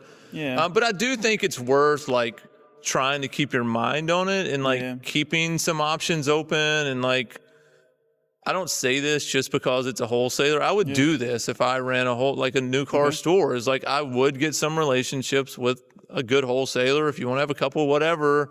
And like you should be running those cars by them, and you should make sure you're not missing deals. And maybe there is like we buy a lot of cars from regular stores now. Like one thing we try to push them to do is like, because what will happen a lot of times, it's like, you know, Johnson Automotive, whoever is like calling one of my guys and they're trying to get them to buy trades. But normally there's also people trying to sell that store cars, and they're turning away a lot of them. So we're just like, look, we'll help you bid those cars and just make money selling them to us. We don't care. Like, so like there is some opportunities, I think, from stores to like make some extra money. And to me, it's like that sort of stuff. It's like if you're prospecting your customers and you're a Porsche store, and someone tries to sell you a Lamborghini and you don't want the Lamborghini or you don't want the McLaren, call the wholesaler and try to maybe make a quick deal with them, and you might make a couple grand or whatever. Would you say a good wholesaler would give you advice? Let's say you're a retail store. I'm the wholesaler, right? Would this be a good wholesaler where like you called me and you're like, hey, dude, you know, these are the cars. And would a good wholesaler be like, hey, you know what? Keep these ones. You can retail these ones. Like these ones are going to be perfect for us. Does that happen, or is like no? Like, it does happen a lot. I won't say I ever tell somebody like, hey, you should keep this car. They will ask sometimes and like ask my opinion on like retail market, or is this good? And like, I always kind of preface it with like, this is not my world, but like I will give my opinion. Like I'm very opinionated. So like if you ask me, sure, I'll tell you. more so the stuff like we'll kind of talk about is like, hey, if like someone's trying to trade 4 cars, they may want 1 car, but not the other 3. And it's like, yeah, that's fine. Like, let's put a deal together. I'll bid the other 3 cars. Like, I'll bid all 4 cars for you. Yeah. And you decide. Yeah. Whatever you want to keep, you keep. Whatever you want to sell to me, sell to me. Amazing. And that way, like, they still get their deal. They get the cars they want to keep. And even sometimes they will ask me, like, hey, like, I think I want to keep this car, but like I just want to back up. Like, will you give me a number? I'm like, yeah, I don't care. I'll give $370,000. If you want to keep it, cool. If you don't, and I'm sure a lot of times they probably do stock the car in for that amount and keep it. And sometimes they'll still sell to us 30 or 45 days later or whatever. Sure. But for me, that's part of the relationship. Yeah. Like if I don't have to get the cars, if they want my opinion, I'll give it. And if they want to know what I'll pay, even if I don't think I'm gonna get the car, I'll tell them, you know, so. Tell me what happened. Basically, you went from, it was Wholesale Inc. to GMTV were you DuPont. Okay, there was nothing in between Give Me the VIN and DuPont? No, I went straight to here. So what happened at Wholesale? Why'd you leave, or what happened? So we sold the company. Okay. Steve ended up selling the company to a public company, Rumble On. Yeah. Now they're Ride Now, I believe? Now, yeah. So basically, I mean, I think it was like typically how a lot of these work out. Like we sold the company, the executives kind of signed on to stay a year. And then basically a year, you kind of have the option of like, hey, you can stay. That team. Yeah. Okay. You know, like, hey, you can stay or you can go. You know, they were, you know, they want to do things different. Sure. It's kind of I feel like it's tough when you're sort of like you know, like that was my baby, or at least in my mind. Like I wasn't the owner, but it was like, I did get to make a lot of the decisions. And like, to me, it like was very much like my baby. And it's like, now it's their baby. Yeah. And like, we may not have exactly the same opinions. Yeah. And it just seemed like, hey, like they kind of want to go in another direction. And like, maybe I am also in the way a little bit. Sure. Like I'm just sort of what they want to do and what I want. So maybe it's like helpful if I get out of here. So, I just kind of talked to them. We came to an agreement. You know, it was all good. Like, you know, and we still talked for a while. You know, they'd still call me ask me about a dealer, an employee or a situation or whatever. And then from there, how'd you transition to? So I went to work for Give Me the VIN, like John Clay Wolf's the owner. Like you hit him up? I don't remember who hit who up. Like we already knew each other.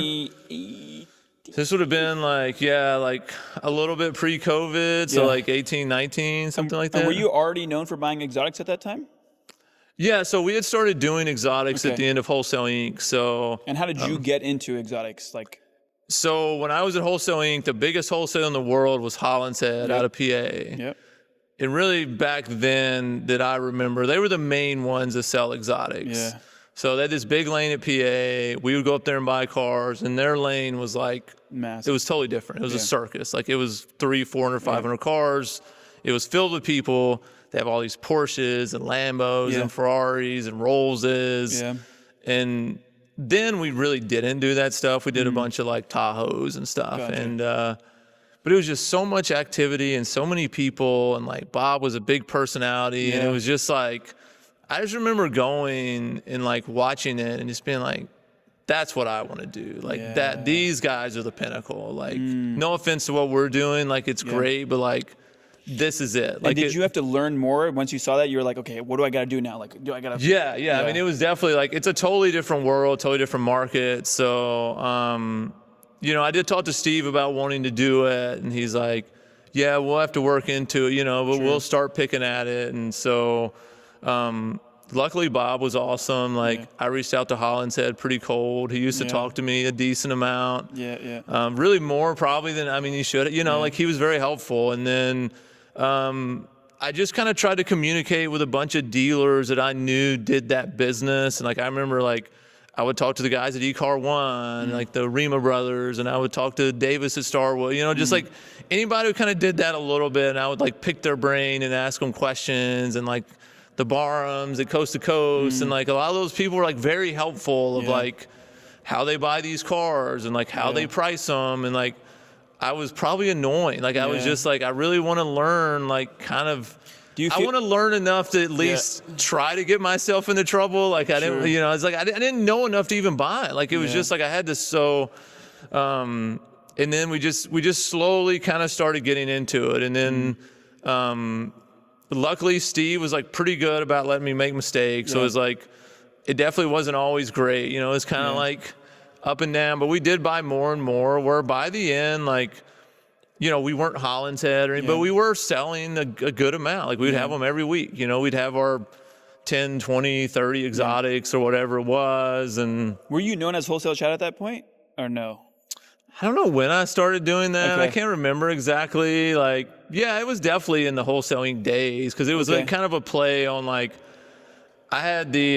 Did you have the platform yet, like online? No, I had like I had a WholesaleChad Gmail forever that like everybody knows me for. Like my email forever was like wholesalechat@gmail.com. Like people still use that all the time. So I like had the WholesaleChad email, and then I don't remember when I really started like saying it on like social. Yeah. I remember going, so like one of our good friends, Adam Bornstein, used to have this conference, and he would always invite us out, and it was like a bunch of like entrepreneurs and stuff. And I remember in one of like the little small group sessions, they were like, look, if someone goes to your social who doesn't know you, they should know what you do immediately. Yeah. Like that should be very clear. So it's like, I think that was kind of when I was like, okay, I need to have like a little name. I need to have like it should be clear, like kind of what I do. So like, I'll just be Wholesale Chad, like my, you know, so I just kind of flipped it over.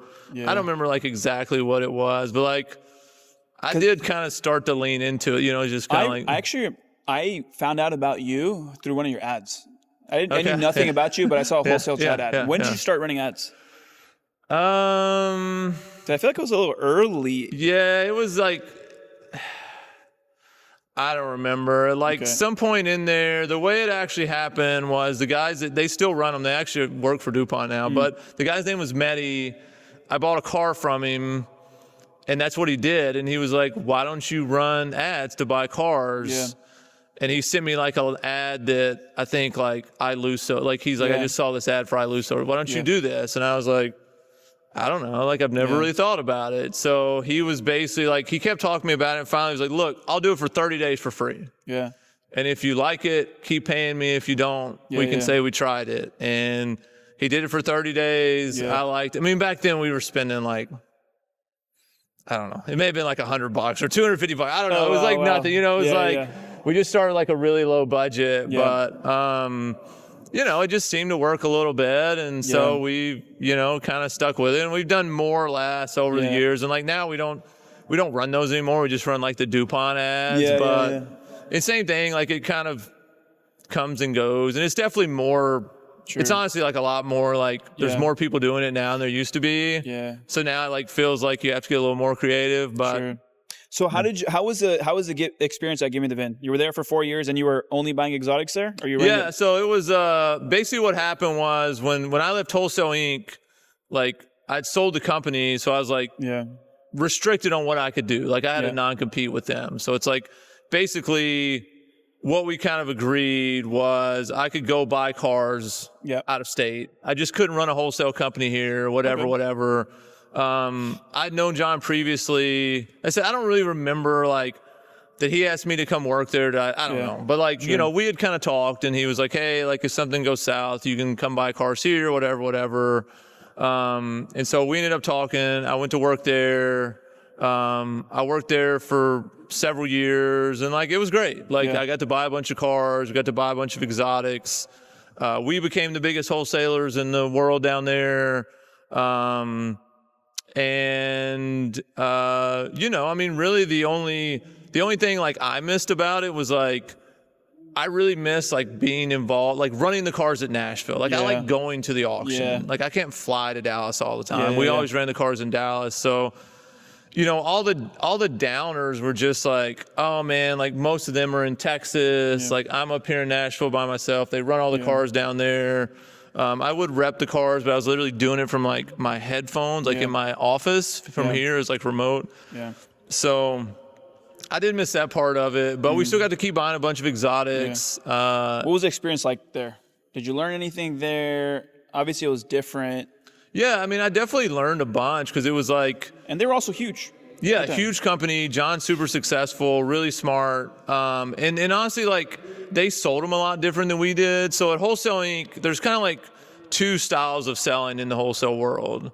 Like at Wholesale Inc., we were kind of more in like style A of like, we basically sold 50 to 60%. Yeah. Like we weren't really there trying to sell all the cars. Like we're still trying to sell a lot of them, but it's like we sold 50, 60%, you know, and Give Me the VIN was more of like the Holland's Head method of they wanted to sell 95%. Yeah. And that actually is like a very big difference when you're like selling them. So it's like all of a sudden you're pretty much selling every car. So that was like the biggest changeover I kind of had to learn. I always told you it's like changing religions. Like there's kind of like two different religions, but so it's like all of a sudden you're selling every car pretty much. And like, you know, there's more wins and losses, like stuff kind of floats a little bit more. So that was like a ton of it. You know, it's like a lot of the car buying is just like reps, like you're getting more reps in. So it's like you're learning more. But there was a ton of learning of just like, okay, well, this is what it looks like when you sell 95% versus selling 55%. Yeah. There is a big difference. And we did crank up the exotics. Like we were always trying to do more and more. I'm not very good at just like doing the same thing. It's like I always want to do more. So it's like, and I was definitely leaning more all the time of like, I want to do more of these exotics. Like this is what I want to be known for. Like I want to be the #1 exotic guy. That's big. And you know. And so what happened? Did you know, obviously I know you had a really good opportunity for now you're DuPont Chad now. Yeah, DuPont Chad. So what did something happen at Give Me the VIN, or was it you just got presented a really good opportunity? Yeah, it was really just the opportunity. So it wasn't like I was like shopping for a job or anything. Like that's not really my mindset. Yeah. DuPont reached out to me pretty cold. Okay. And honestly, I thought it was like, cause I'll get these messages where it's like, hey, do you want to talk about this? You know, it's kind of like a cold marketing message of like, and I basically got a message from someone at DuPont Registry. It was like, I can't remember exactly what it was. It was like, hey, would you consider talking to DuPont Registry about, I think it was like a car buying opportunity or something. And like, honestly, what I figured it was, like when most people reach out, it's like, they're getting some sort of car leads. They need someone to buy them. Like, do you want to partner up on these? Whatever. Like those conversations happen all the time. Yeah. And so they reached out and he was like, and granted, I actually normally do a better job about this, about like kind of like Googling who I'm like talking to or whatnot. But it was like, he was like, hey, like I set you up with Mike for whatever it was, you know, Friday at 1:00. So it's like, we jump on this Zoom call. I'm probably dressed about like I was then, maybe in a t-shirt. I don't know, you know, and it's like, you know, the other guy's in like a suit and he basically says he's the president of DuPont Registry or whatever. And, you know, we kind of get to chatting and it's like pretty quickly I can tell like he's like, this is more like a job offer sort of thing. And I'm like, wait, hold on. What are we talking about? Like maybe I'm confused about what this call was going to be about. So he's like, basically like he sort of pitches me like the exchange idea of like, hey, we have these clients that come in and some of them do want to do business with DuPont Registry. Like they want to sell their car to us or buy a car with us. We have all these dealers, but like right now we can't really function that. Like we can't. So we kind of have like partnered up with other dealers, but that's always hard no matter who the dealer is. Cause it's like, if a customer sends a car to DuPont Registry and then they send them to a dealer and they have a bad experience, they don't leave the bad review on DuPont, on the dealer, they go back to DuPont. So they're like, we want to take care of the customers, you know, we want to set up this company, you can run it, you know, we can buy and sell cars, whatever. And again, like, it sounds crazy. I don't remember exactly, you know, but it was just pretty much like, you know, we want you to sort of handle this, you know, basically kind of handle our customers. I actually really didn't think, and I guess I didn't think it would be exactly what it is now. Like it has kind of changed.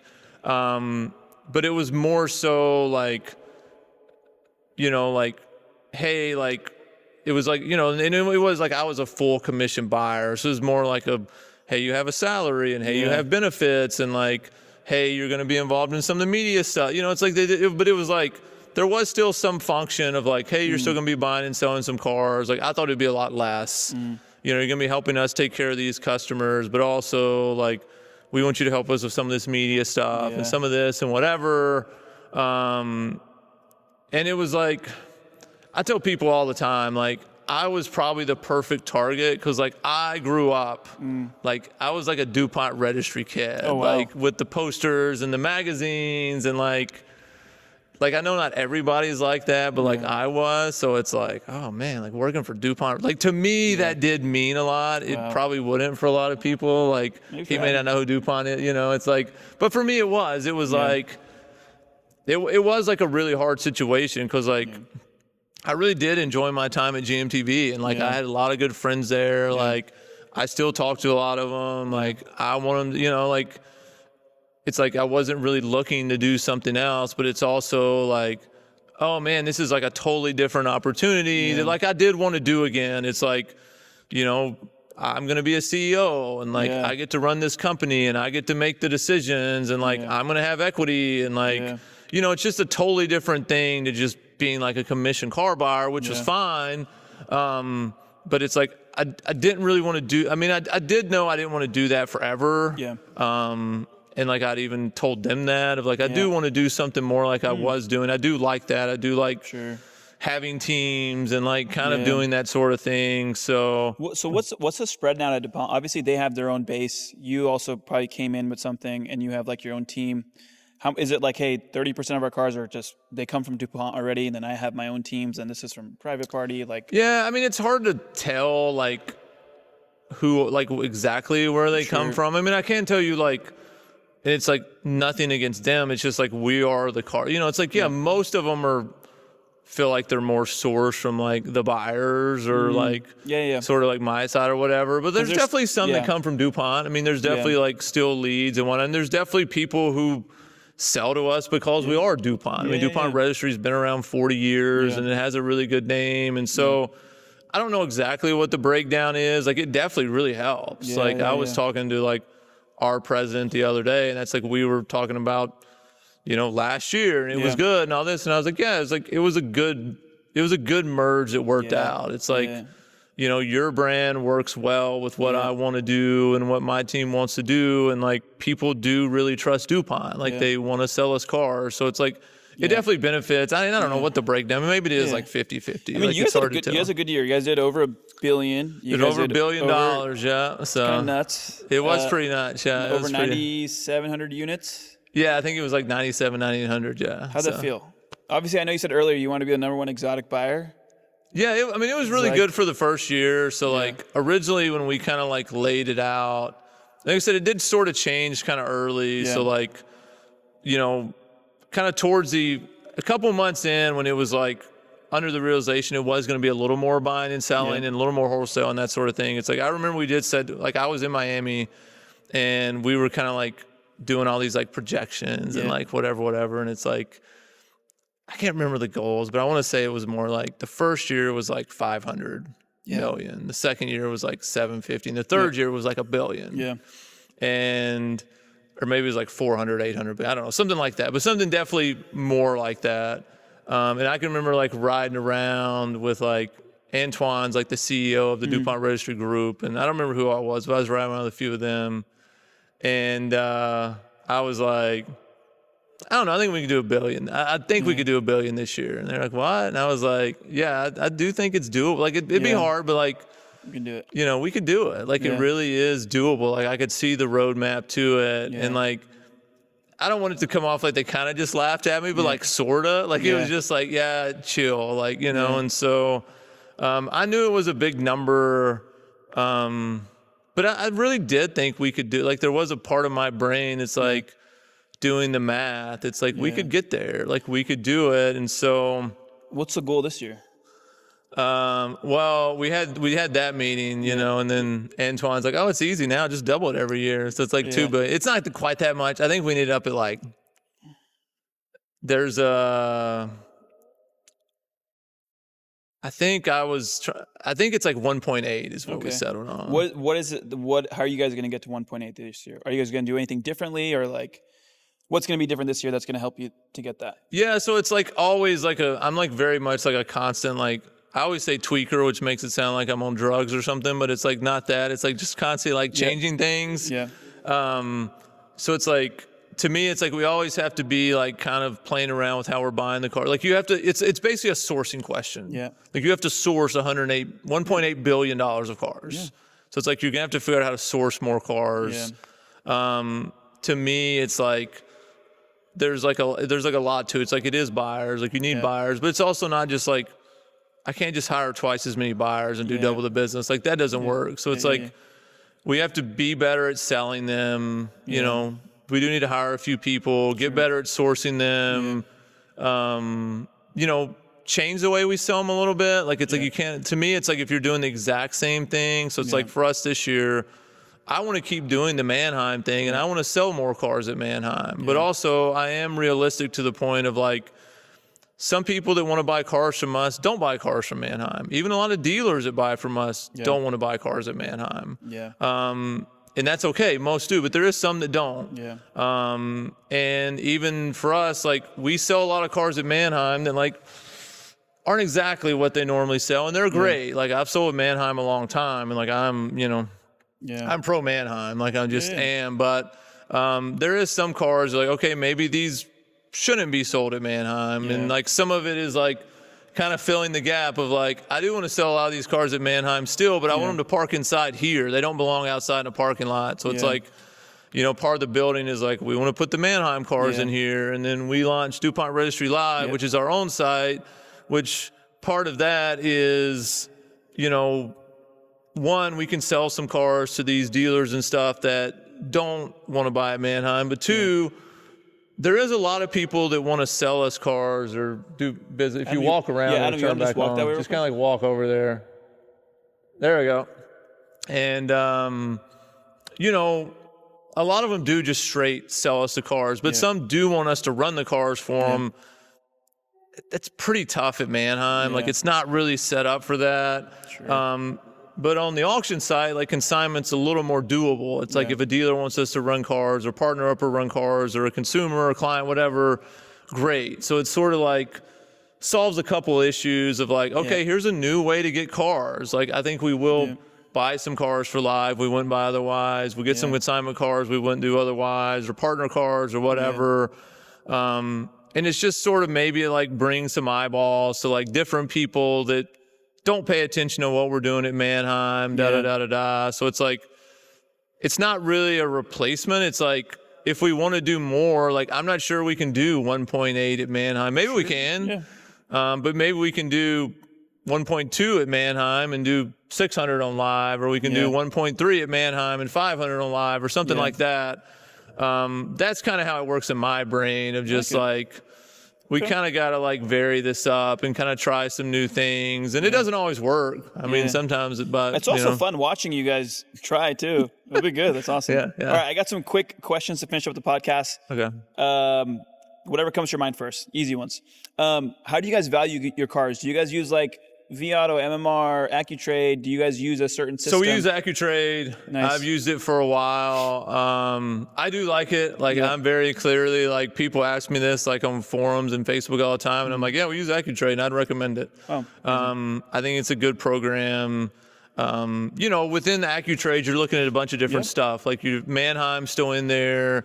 I grew up on NADA, so I still have like JD Power in there. I'm still like a JD Power guy, so it's like, I never used JD Power in my life. Yeah, for me, it's I grew up on the wholesaling guys were Black Book, so I have sadly fallen off the Black Book train. I hate to say, but Black Book. Hope you're not watching this. I know, yeah. Don't worry, there's still a bunch of wholesalers using it. You're good. So, and some of my guys still do. Like some of my guys still use it, but for me, it's like AccuTrade. Depending on the car, I'm looking at Manheim, I'm looking at the AccuTrade number, I'm looking at JD Power. I'm a big like retail comps person. I'm just kind of like trying to back into what I think someone's going to price at retail. Nice. And then when you get into like the specialty stuff, then it's like I'm checking like the more like retail auctions or kind of like how that went. Awesome. A lot of it's like just it does get to be a lot of like muscle memory on cars we sold of just like, you know, okay, we sold this 22 STO yesterday. It's got 7,000 miles yellow. It brings 380. Yeah. We get sent a 23 with similar miles, similar spec. Okay, it's probably going to bring 390, 390. You know, it's like you just kind of move it around based on cars you sell. Awesome. Okay. How can someone get good at, obviously you run ads to buy cars. Any tips for, there's a lot of people in the space now. Anything you guys do differently or anything you recommend? Like running the ads? Either running the ads or even working the leads. I think if you're going to run the ads, it seems like you definitely have to be consistent with it. Yep. So it's like you have to be committed to like, I'm going to spend 500, whatever the number is. I'm going to spend this. I'm going to do it for 6 months. Yeah. You definitely need to work the leads. Like I built my own little CRM to kind of like do it sort of officially. Nice. I didn't build it. Greenlight Automotive Solutions built it. You know, like I just. Cool. But you know, like it's. I think you need to be able to work them correctly and work them in a CRM, and just kind of. You do have to be aware too, like. So much of what we do now is like public, and like 100%. If you're going to be public buying cars, then your business is going to become sort of public. So that's one thing. Like I remind my guys all the time, like especially like new people. It's like, look, don't be a hero. Don't pop off. Don't be a jerk. Don't. We don't need somebody posting some text somewhere where you're cussing some dude out or being a clown or whatever. Like. Be professional. Yes, a lot of these people are not great to deal with. That's fine. Just give them an offer. Say if it works, move on. You know, like don't get into all the like, and I know like some of that is like for clicks or for views or like the drama. Like that's not me. Like I'm not. You know what I found out? And then you're going to be, maybe you may not care at all. Yeah. But one of the largest companies that work with dealers for content, they fake all the content. They fake all the content. I would say, I mean, I do, and I do know because like we talked about Cal, like my guys, there's a couple of them really get into doing the content now. But Cal's also a character though. Yeah, but I can't tell you, it's like, and that's what I mean. I am careful to do this because there is a lot of it's like legit. Like there's a lot of legit people that do like really legit content. That's like very cool. And like I enjoy watching it. Like I learned stuff watching Cal or Alex or George or some of these guys that do it. Like I genuinely like enjoy it. And like, but you do have to be careful. There is a lot of fake stuff out there I will too. say George actually does not fake any of his content. Yeah, there is a lot of real ones out there, but there is a lot of fake stuff and like. Even like fake info and fake stuff that like just the way things work or the prices. Also, I think people are getting smarter now too, where they'll kind of start. Hopefully, I do hate that part about it because I think it is like kind of dangerous. Of like there is people that like give a lot of good info and honest info, and I think people can learn. But then sometimes it's like I see some stuff and I'm like, this is just clearly not true. And there's like people that are watching this and thinking it is. And it's like, you don't want to dupe somebody, you know? Yeah. It's like, well, you don't want to give people unrealistic expectations either. Absolutely. You don't want to trick them into something. So. Okay. Another one. Remote acquisition. You guys buy sight unseen. You guys buy over the phone. Most of them. Yeah.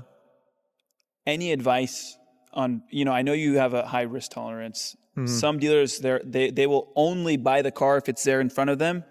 How did you get from, dude, I'll just send me some. Don't even live video is the easiest, hardest to track.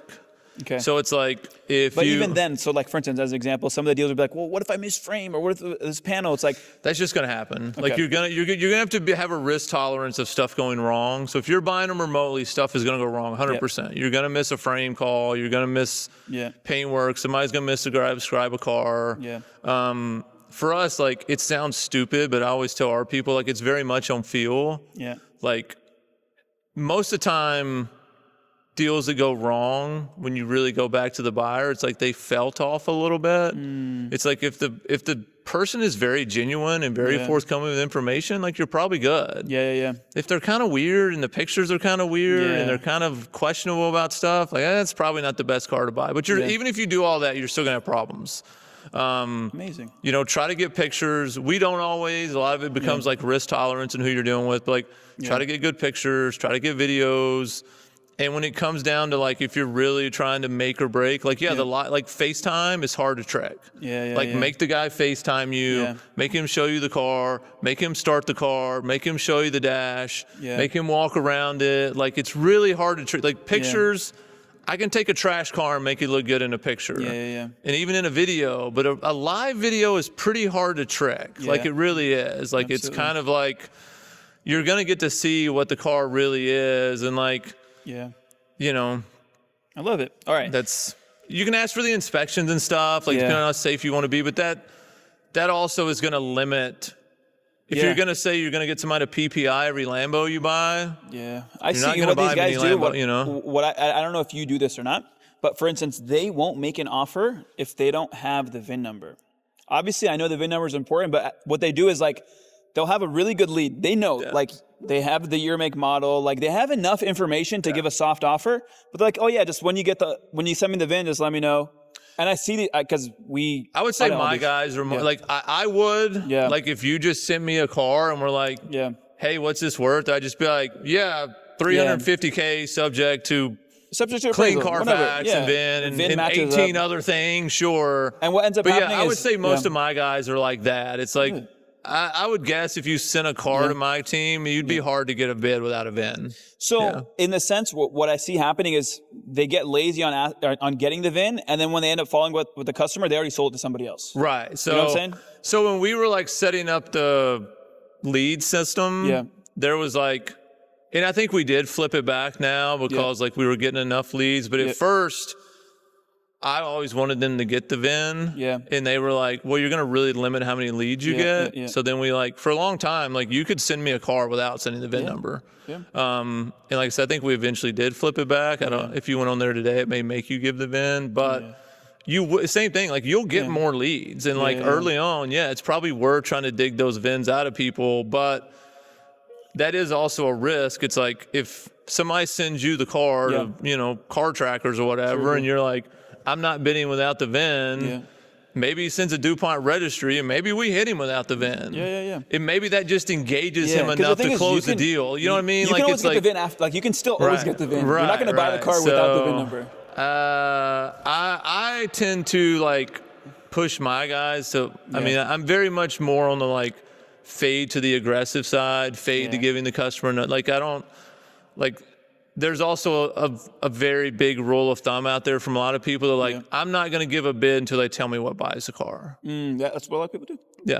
And I don't subscribe to that either. It's like, if you send me a car for a bid, I just bid it. Like, I don't, you know, like, sometimes I'll ask depending on what it is. But for me, it's just like, hey, we're just servicing, whether it's a dealer, client, whatever. If they bring it for a bid, whatever they have, give them the info you have. I love and if you need something else, like, get it later. I love it. Last two questions, we're done. Okay. You talked about risk, and I just, from sitting down and talking to you here, you have this like very chill, like laid back, but I can also tell you're like down to take chances. Where did that come from? How did you get this risk tolerance? I don't know. I mean, I think you just, and like I said, like pretty early on, like when I was working with those like wholesaling guys, it's like the best buyers were the most aggressive, like full stop. And there is like another side. Like I do always tell people, it's like, if you're just all aggressive, you'll flame out. Like you can't be just a dummy. You can't just be like Tarzan. Like there is a backside of it. It's like calculated risk, but, I do think if you want to be like, and it's the same thing, like if you know, I'm probably like you, like I wake up listening to Jim Rome or whatever else I can find on YouTube to try to get me going that day. And it is a very common theme you hear that like most of people that get out to being like the very best, it is pretty risky. And they do get like right on the edge a lot of like, man, people don't realize like how close we were to like, and it's like, so it's like, I think for me always, like, I definitely got to a point where it's like, I don't just want to be okay. I want to be I don't think I'm the best, but I do want to be the best. Like even now, like I'm not sure if like I am the best exotic car buyer or we're the best, but I do want to be that. Like I genuinely do. Guys, so let us know in the comments. Do you guys think Chad is the best? And then it's, so it's like, but to do that, you do have to, like, you have to be willing to do it. And I think like that was kind of where I started to learn it. And then the more you talk to like the successful people, you just realize like that's how they are. Yeah. Like one thing, like I remember Steve telling me this, and like I've said it a gazillion times. Like we were sitting there one day and we were talking about buying like a really good exotic, but it was like really expensive, or we thought it was expensive, but we're like discussing it and we're like kind of like half and half. Yeah. And he's like, I don't remember exactly how it was, but it was basically like, if we're who we think we are and we've already discussed it this much, we have to buy this car. Wow.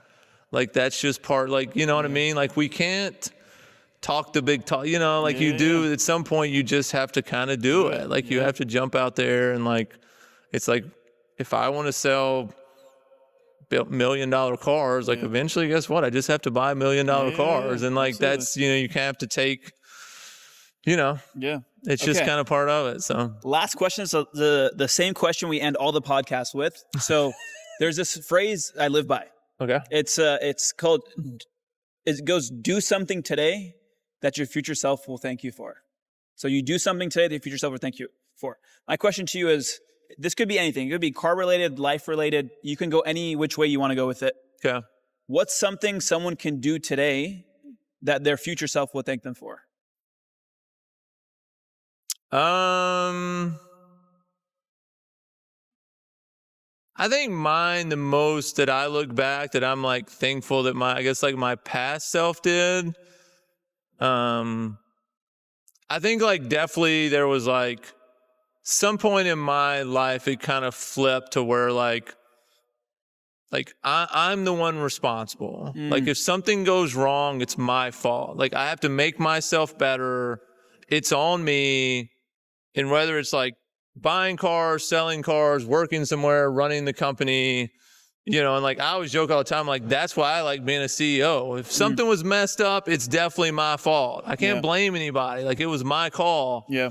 But I think for whatever you do, like whatever I kind of got to that point where I'm like, this is my life here. Like I'm the one, it's not, something goes wrong, it's not your fault, it's not his fault, it's not my girl's fault, somebody, like, it's easy to blame somebody else, but it's like, it's ultimately my job to like handle myself and make myself better and be successful and all those things. I would say like that, and just like sort of being willing to like take the chance to like get to the next spot, I guess. Like even when I was in retail, like I still had a really good retail job.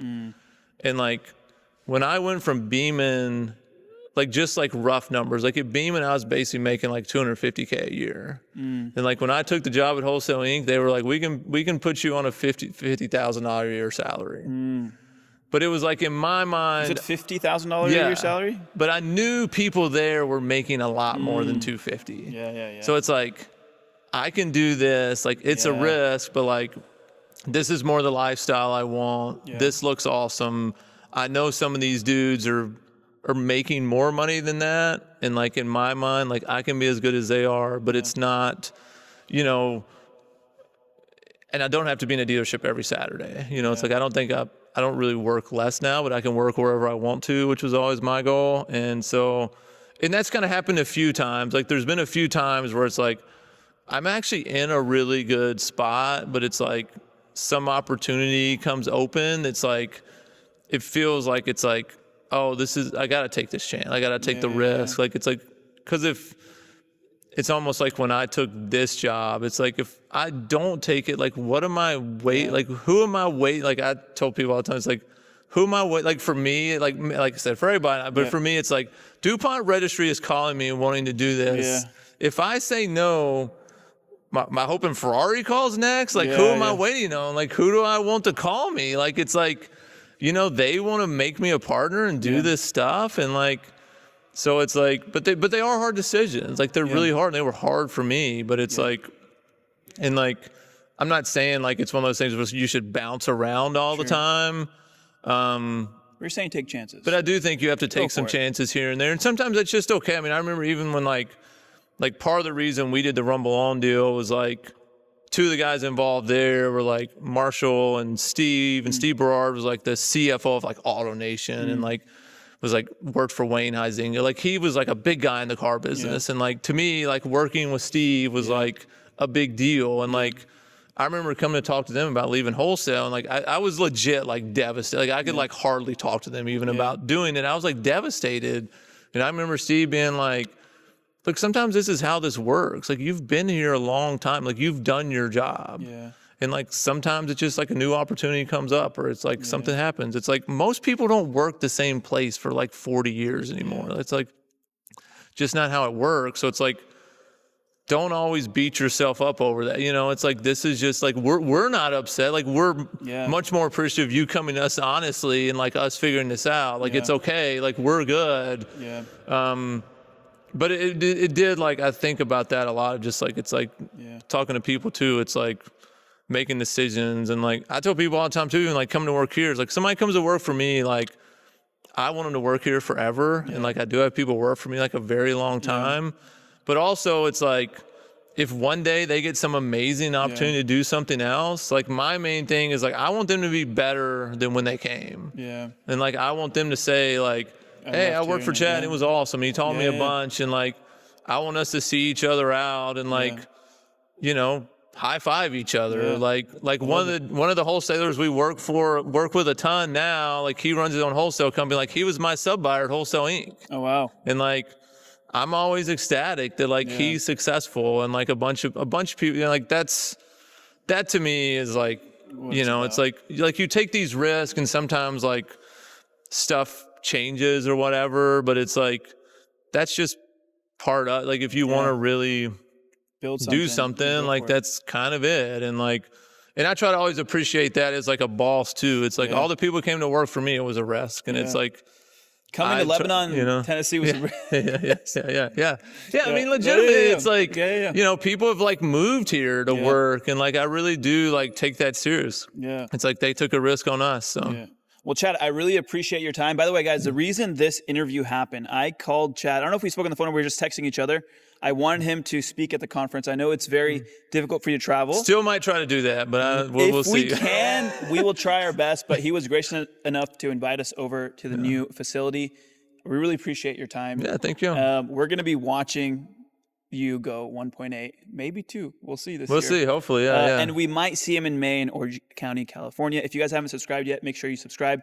If you guys want to follow Chad, it's WholesaleChad on Instagram, and then DuPont Registry Exchange as well. Yeah, awesome job with I've watched a bunch of your videos all the time, so keep it up. I do enjoy, like, even like doing this, like I like talking cars, I like talking about what I do, and it's always fun to watch other people talk. Like for me, it's like listening to like you talk to like other, whether it's like business people or car people. It's like really interesting. Like it's like really, it's good stuff. So that's amazing. By the way, we have a gift for you, but off camera. So guys, we'll see you guys later. All right. See ya. We do have a gift for you.